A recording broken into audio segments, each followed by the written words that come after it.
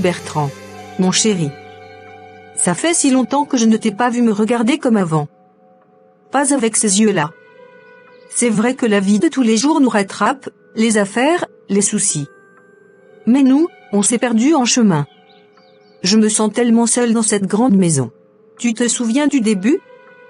Quand on pouvait passer des nuits entières à parler, à se découvrir. Quand tu avais toujours le sourire pour moi. J'ai l'impression que ce sont des souvenirs d'une autre vie. Ce soir, je me suis dit, pourquoi on ne retrouverait pas un peu de ça? Un peu de nous? Juste un moment, loin du reste. Mais qu'est-ce que tu me racontes encore? Toujours les mêmes histoires, les mêmes plaintes. Tu parles de nous comme si on était encore des gamins. Je travaille dur pour que tu ne manques de rien. Je m'occupe de tout. On est mariés, ça fait 10 ans. Les passions du début, ce sont des bêtises de jeunesse. Maintenant, c'est la vie de chef de famille, de grand homme d'affaires qui compte. Ne me parle pas comme ça. Ne me dis pas que notre amour, c'était des bêtises. Ce n'est pas de l'argent ou une belle maison dont j'ai besoin.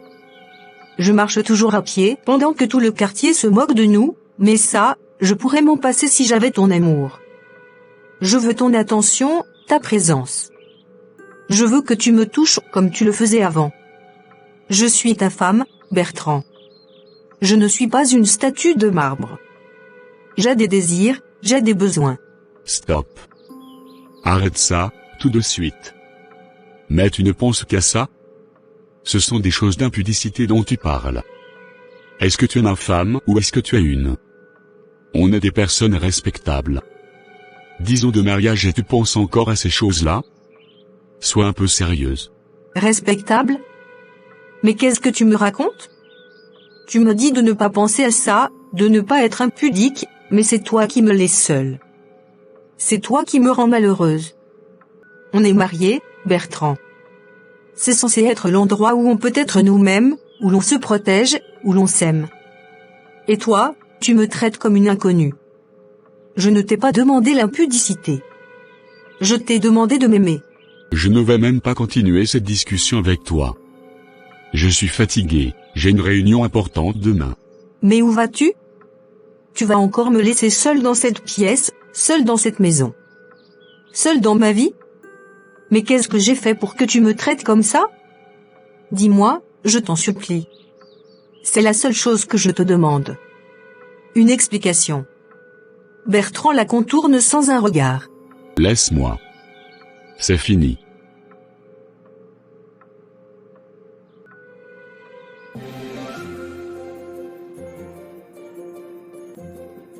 Mon chéri, tu es là. J'ai tellement hâte de te voir. Je me sens si seule quand tu n'es pas là. Ce grand appartement est vide sans toi. Ma beauté, mon diamant, comment pourrais-je te laisser seule? Tu es la lumière de ma vie. Je pourrais passer des heures à te regarder, à contempler la perfection de ton visage. Ton sourire est mon soleil, tes yeux sont mes étoiles. Je ne me sens vivant que quand je suis près de toi. Tout le reste n'est qu'une distraction, un fardeau. Oh, mon amour, tu es si poétique. Tu me parles avec tellement de passion. J'ai l'impression d'être la femme la plus chanceuse du monde. Tu me traites comme une reine, tu me donnes tout ce dont j'ai besoin et même plus encore. Je ne sais pas ce que je ferais sans toi. Non, c'est moi qui ne sais pas ce que je ferais sans toi. Tu es ma source d'inspiration. C'est grâce à toi que je me lève chaque matin, que je me bats au travail. J'ai un grand projet pour toi, mon cœur. Une surprise qui, je l'espère, te fera encore plus briller. Oh, une surprise? Mais qu'est-ce que c'est, chérie? Tu me rends curieuse. Je veux te gâter comme tu le mérites. J'ai vu un modèle de voiture magnifique en ville aujourd'hui, et j'ai tout de suite pensé à toi. C'est une voiture de standing, chic, élégante, un peu comme toi. Je me suis dit qu'il était temps que ma princesse ait sa propre monture. Une voiture? Pour moi? Oh, Bertrand, c'est incroyable. Tu es le meilleur. Mais, je ne sais pas encore conduire. Je n'ai pas de permis. Je n'aurai pas le temps de passer l'examen avec tout ce que j'ai à faire. Je suis désolé, chérie, je ne veux pas que tu aies fait tout ça pour rien. Non, non, non. Ne t'inquiète pas, ma chérie. Tu penses que je n'ai pas pensé à tout? La paperasse, les leçons, les tracas. C'est pas ton problème.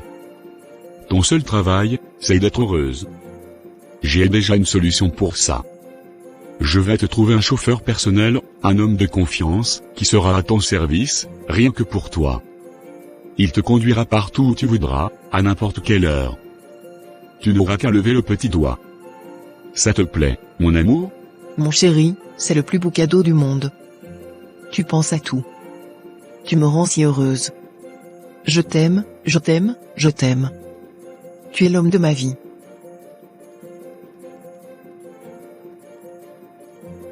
Monsieur Jean, je dois dire que votre dossier est impressionnant. Votre expérience est solide, votre réputation est irréprochable, et votre discrétion est un atout précieux, d'après les recommandations que j'ai lues. Vous avez les qualités que je recherche. Je vous embauche. Le contrat est prêt, vous pouvez le signer. Merci beaucoup, monsieur. C'est un honneur de travailler pour un homme de votre stature. Je vous assure que je mettrai toute mon énergie et mon professionnalisme à votre service. J'ai hâte de commencer. Attendez une minute, Jean. Avant de mettre votre signature sur ce document, il y a une seule chose que vous devez savoir. Une chose qui est, disons, délicate.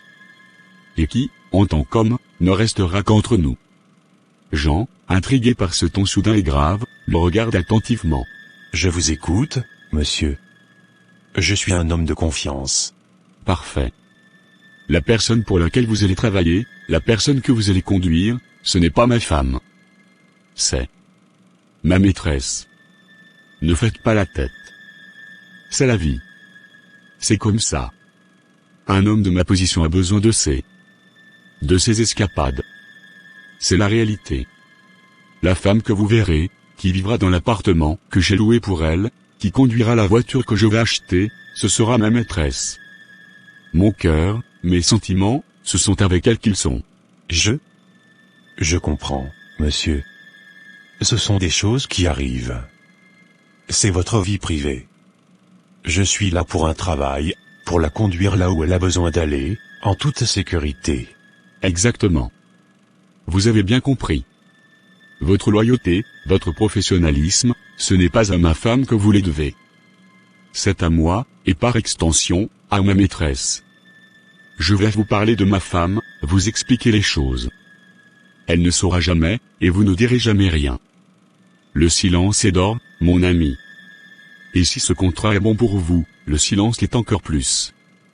L'argent que je vous paierai sera à la hauteur de votre discrétion. Vous comprenez? Je comprends parfaitement. Mon rôle est de conduire la dame, que vous m'avez assignée, de l'emmener partout où elle le souhaite et de rester discret sur les affaires de la maison. C'est ma profession. C'est ma parole. Vous n'avez pas à vous en faire pour moi. Je peux même vous garantir que la femme, que j'ai rencontrée pour ce poste, ne se plaindra jamais de mon service. Parfait, Jean. Parfait. Je savais que je pouvais vous faire confiance. Tenez, le contrat. Signez-le, et vous commencerez dès que la voiture sera prête. Je vous enverrai tous les détails. N'oubliez pas, entre nous.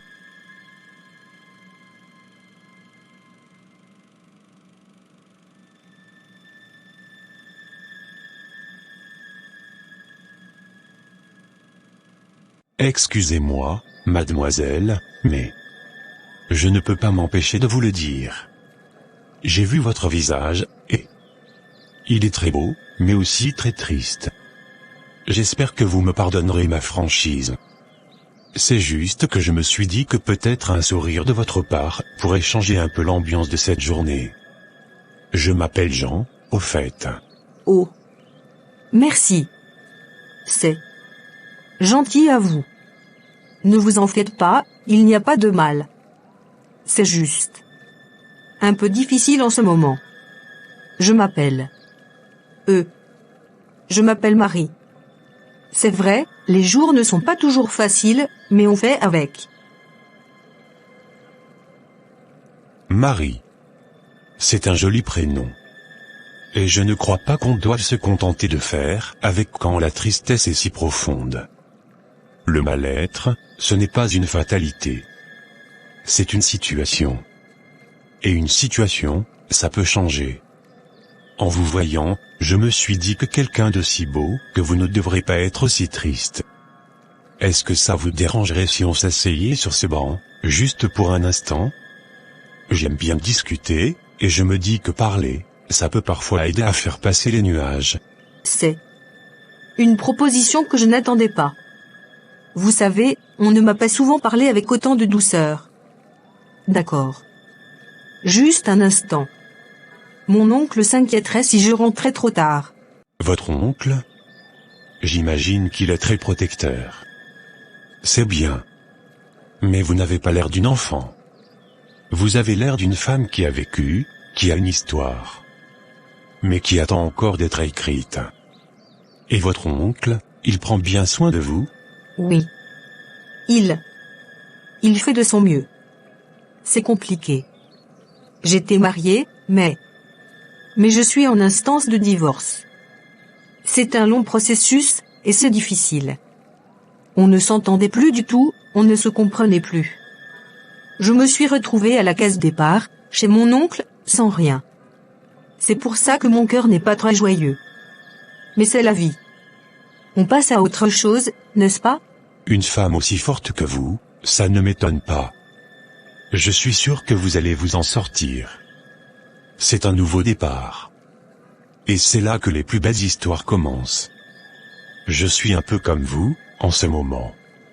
Je cherche aussi à démarrer quelque chose de neuf. J'ai un nouveau travail, un nouveau patron. Et j'ai besoin de me reconstruire aussi, d'une certaine manière.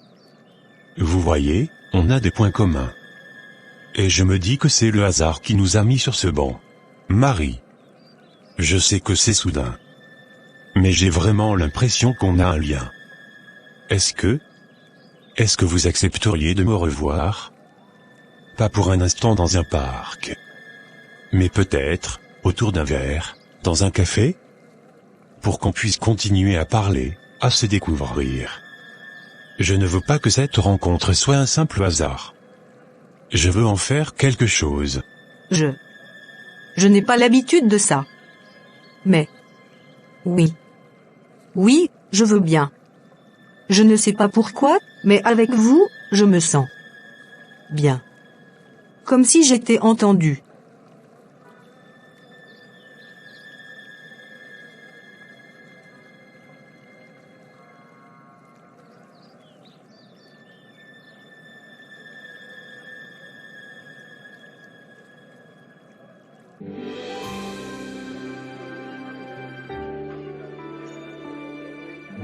Marie, mon amour. Je me sens si bien quand je suis avec toi. C'est comme si le monde s'arrêtait. Ces derniers mois, je n'ai pensé qu'à toi. Tu as rempli ma vie de joie, de rire, d'une lumière que je ne connaissais pas. Tu sais, je ne suis plus le même homme. Je suis un homme qui a un but, une raison de se lever le matin. Et cette raison, c'est toi. Oh, Jean. Tu es si gentil. Je ressens la même chose pour toi. Je ne pensais pas pouvoir retrouver le bonheur, l'attention que tu me donnes. Tu m'as donné envie de croire en un avenir meilleur. Un avenir meilleur, c'est exactement ce à quoi je pense. Et j'y pense tous les jours. Marie, on ne peut pas continuer comme ça, à se cacher dans des cafés et à se dire au revoir sur le coin d'une rue. C'est bien plus sérieux pour moi. Je veux te demander ta main. Je veux venir te présenter mes respects et demander ta main à ta famille, à cet oncle dont tu me parles si souvent. Je veux faire les choses correctement. Je veux que tu sois ma femme. Oh, Jean. C'est une demande magnifique. C'est le plus beau compliment que tu puisses me faire. Mais tu sais que ce n'est pas si simple. On en a déjà parlé. Je suis encore en instance de divorce. Les papiers ne sont pas encore prêts, le processus est long. La justice de notre pays, tu la connais. On ne peut pas brûler les étapes. Il faut attendre.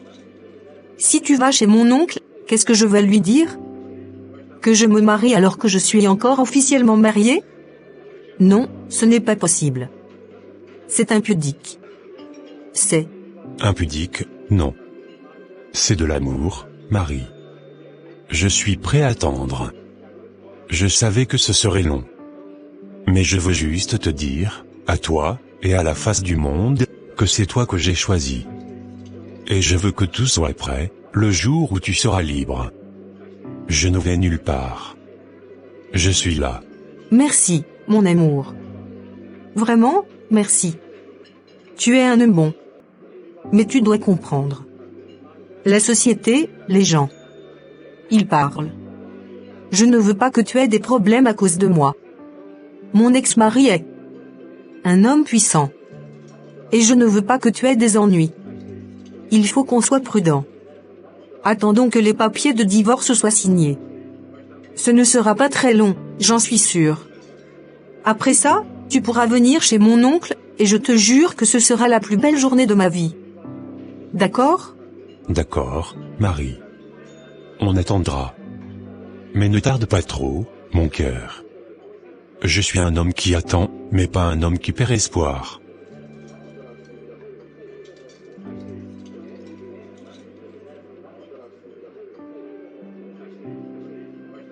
Alors.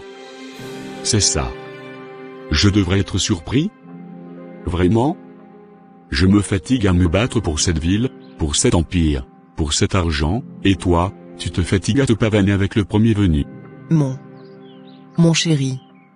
Ce n'est pas ce que tu crois. C'est un ami. On parlait juste. Il allait partir. Un ami? Ne me prends pas pour un imbécile.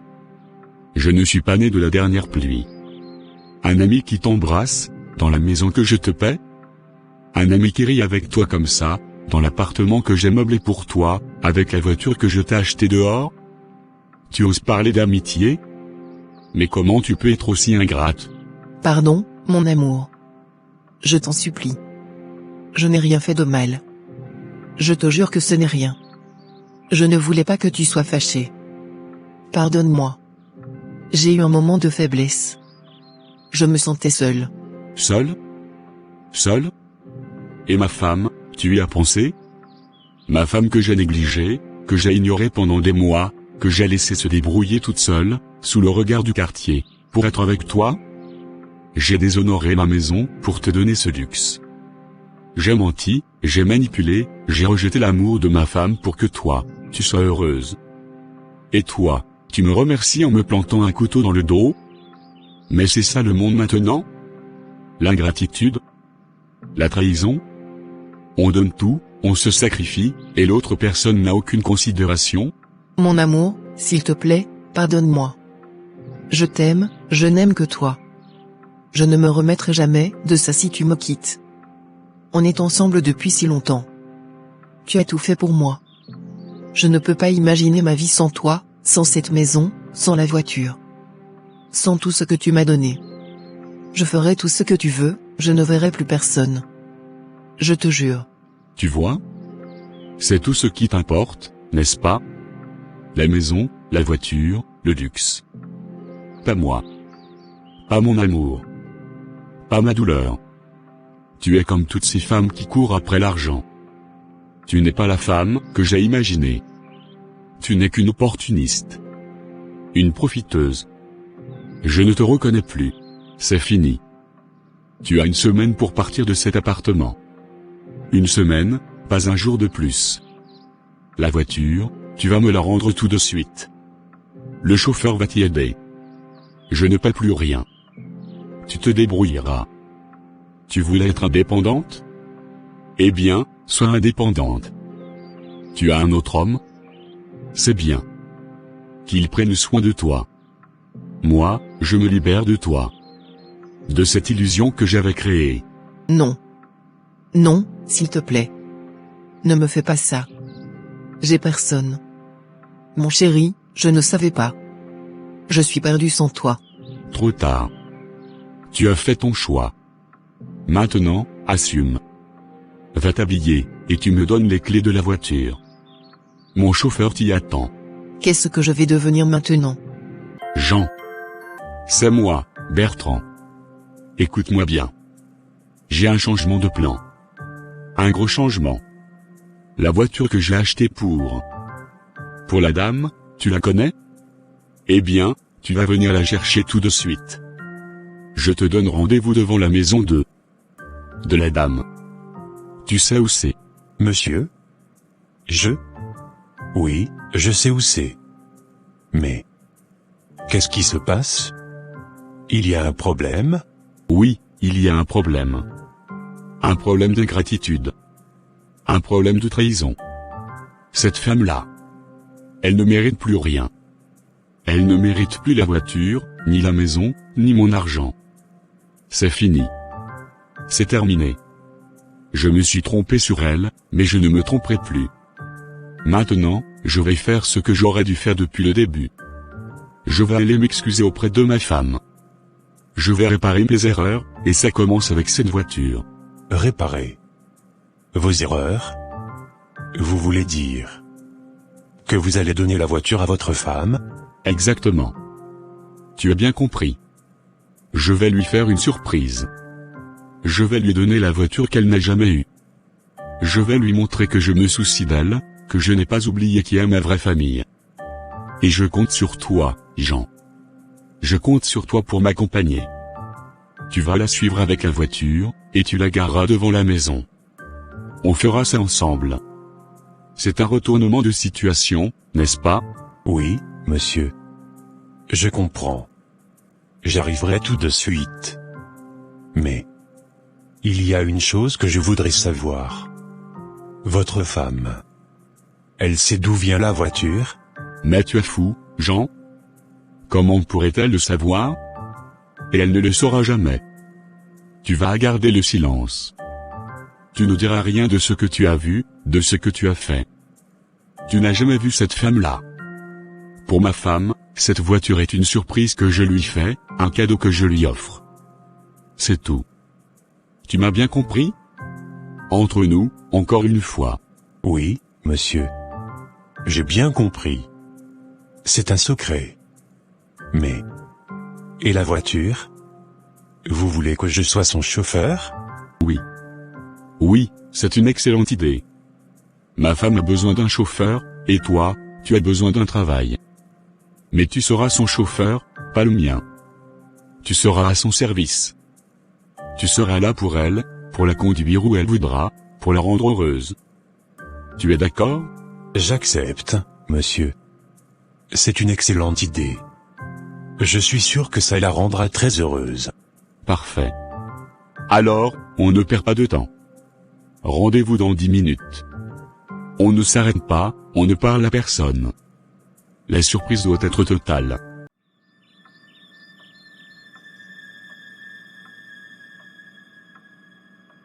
Ma chérie, viens voir. J'ai une surprise pour toi. Une surprise dont tu te souviendras longtemps. Bertrand? Une surprise? Qu'est-ce qui te prend, tout d'un coup? On ne se parle plus depuis des mois, et là, tu es de bonne humeur. J'ai peur. Qu'est-ce que c'est? N'aie pas peur, ma chérie. Sors, viens voir. J'ai réfléchi, j'ai compris certaines choses. J'ai compris à quel point je t'avais négligé. Et cette surprise, c'est pour m'excuser. C'est pour te montrer que tu comptes toujours pour moi, que j'ai envie qu'on recommence.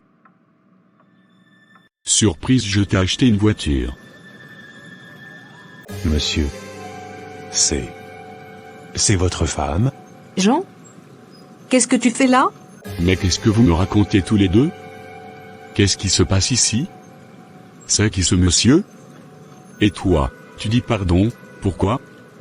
J'ai fait une surprise, je te donne une voiture, et toi tu me demandes pardon? Mais qu'est-ce que ça veut dire? Monsieur, je ne savais pas. Je vous jure. Vous vous souvenez quand je vous ai dit que j'avais rencontré une femme et que je pensais à l'épouser? Je vous en avais parlé le jour de mon embauche. Oui, je m'en souviens. Et alors? C'est elle. C'est elle que je voulais épouser. Elle m'avait dit qu'elle vivait chez son oncle, qu'elle était en instance de divorce. Je vous jure, Je ne savais pas que c'était votre femme. Je suis désolé, monsieur. Je ne veux plus de ce travail. Je ne veux plus de rien. Explique-toi. Tout de suite. Qu'est-ce que c'est que cette histoire? Comment tu as pu faire ça? Moi, je me battais, je travaillais, Chérie, pardonne-moi. Je t'en supplie. Je n'ai pas fait ça par méchanceté. Je n'ai pas fait ça par envie. C'est parce que j'étais seule. Tu m'as délaissé, Bertrand. Tu ne me touchais plus, tu me traitais de façon désagréable. Tu m'as dit qu'il ne fallait pas parler d'impudicité. Tu as refusé de m'approcher, de me regarder. On est mariés depuis 10 ans, et tu m'as fait sentir que j'étais un fantôme dans ma propre maison. Mais c'est une raison pour me tromper? C'est une raison pour aller voir un autre homme? C'est une raison pour salir notre nom? Non. C'est parce que je croyais que tu voulais divorcer. Tu n'étais plus là pour moi. J'ai cru que c'était le début de la fin. Je voulais me préparer, me reconstruire. Je me suis dit que le jour où tu allais me dire je veux divorcer, j'aurais quelqu'un pour me soutenir, pour m'aimer. Je me sentais si seule, si abandonnée. J'avais des besoins, des envies de femme. Et toi, tu m'as laissé crever de solitude. C'est toi qui m'as poussé à faire ça. Je ne savais pas. Je n'avais pas vu. Chérie, pardon, s'il te plaît, pardonne-moi. Comment est-ce que j'en suis arrivé là? Moi, Bertrand. L'homme qui a tout. L'homme qui a réussi. Le grand homme d'affaires, le mari respectable. Tout le quartier me regarde, me respecte. Et maintenant, ma maison n'est qu'un champ de ruines. Ma vie est un mensonge. Un mensonge construit brique, par moi-même. Je suis tombé de haut. Et c'est ma faute. C'est à moi que je dois ce coup de poing en plein cœur. Je l'ai poussé à faire ça. Je l'ai délaissé, ignoré, traité comme une simple décoration dans cette maison. Je lui ai refusé tout. J'ai même refusé sa tendresse, son amour. J'ai parlé d'impudicité alors que c'était le dernier mot qu'elle méritait d'entendre. Ma femme. La femme de ma vie. Mon autre moitié. Et je l'ai rendue si petite, si insignifiante, qu'elle a cherché du réconfort ailleurs. Je ne l'ai pas touchée, et elle a cherché quelqu'un qui le fasse. Je me suis cru tout permis. J'ai cru que l'argent pouvait tout acheter. L'amour, le respect, le bonheur. J'ai acheté un appartement à une maîtresse. J'ai acheté une voiture pour la gâter. J'ai même acheté un chauffeur pour qu'elle puisse se balader partout. Et pour ma femme? Pour la mère de mon fils? Pour la femme avec qui j'ai partagé 10 ans de ma vie? Rien. Rien du tout. Je l'ai laissé prendre le taxi, je l'ai laissé se sentir honteuse, petite, ignorée. Et le quartier a tout vu, a tout entendu. C'est ça mon grand empire? C'est ça mon grand statut social? C'est ça l'homme respectable que je voulais être? Et maintenant, elle est sortie avec un homme d'un homme qui, ironie du sort, était mon propre chauffeur. Le monde est si petit. Mais ce n'est pas le hasard qui les a réunis. C'est moi. C'est mon indifférence qui a créé ce lien. C'est ma trahison qui a ouvert la voie à sa trahison. Elle a eu peur de me perdre, alors elle s'est préparée à me remplacer. Elle a cherché l'amour que je ne lui donnais plus. Et il l'a trouvé. Il l'a aimée, et il voulait l'épouser. C'est ce que j'aurais dû faire. J'aurais dû être ce genre d'homme. Je suis fâché. Je suis tellement fâché. Mais contre qui? Contre elle? Ou contre moi? C'est ma faute. J'ai tout détruit. Est-ce que le pardon est possible après ça? Est-ce qu'on peut réparer ce qui est brisé? Je ne sais plus. Mais une chose est sûre. Je ne peux pas continuer à vivre avec ce poids sur la conscience. Je ne peux pas vivre avec la certitude que mon propre égoïsme a détruit le cœur de ma femme. Je ne peux pas la laisser partir. Je ne peux pas la laisser partir comme ça. Je vais la pardonner. Parce que le premier à être pardonné, c'est moi-même. Je me dois de pardonner ma propre erreur, et pour cela, je dois lui pardonner la sienne. C'est la seule façon de reconstruire quelque chose. C'est la seule façon de ne pas finir seul. Et ça, c'est la chose que j'ai le plus peur de perdre. La solitude. J'ai retenu les leçons. L'amour ne s'achète pas et ne se remplace pas. Il faut l'entretenir, le chérir, et le protéger. La négligence, la distance émotionnelle et la trahison peuvent détruire même les relations les plus solides, créant un cycle de douleur et de mensonges. En me laissant emporter par son succès matériel, à oublier le cœur de mon foyer. J'ai tout donné à une maîtresse pour me sentir puissant, et à tout retirer à ma femme, la laissant dans une solitude profonde. La trahison de ma femme n'est pas un acte de méchanceté, mais une conséquence directe de l'abandon émotionnel qu'elle a subi. Que mon histoire vous serve de leçon. Likez et abonnez-vous.